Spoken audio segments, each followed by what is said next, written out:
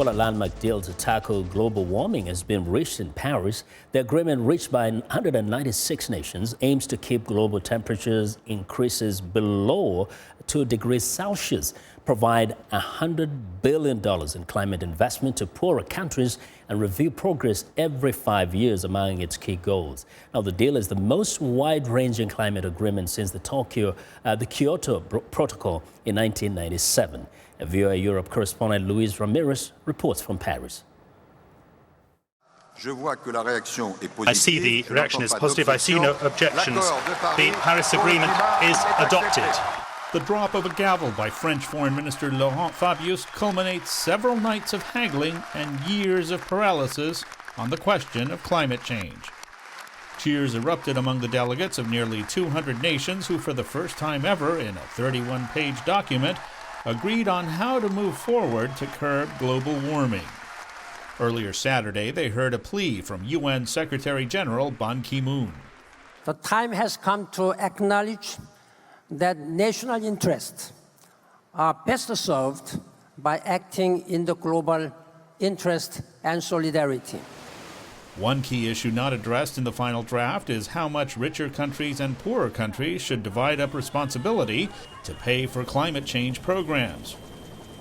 Giving the talks momentum was the presence of so many world leaders at the start, with the determination to take centralized, collective action. This is a turning point. That this is the moment we finally determined we would save our planet. Is the fact that our nations share a sense of urgency about this challenge and a growing realization that it is within our power to do something about it. Secretary of State John Kerry worked around the clock to make this agreement happen, announcing a pledge to double U.S. climate investment to about $800 million in the most vulnerable countries. The deal came despite opposition led by India, China, Saudi Arabia, and Malaysia. They argued that industrialized nations should shoulder more of the burden. These nations' economies are dependent on fossil fuels, and the transition to greener energy will be especially painful for them. The host called on nations to think collectively. An agreement, he said, will not be perfect for anyone if they read it only with their interests in mind, and urged its approval for the common good. That will be a major act for humanity. There was some reluctance from African nations, but in the end, they walked away with billions of dollars in pledges from France and others to fund green energy projects. It can never be perfect.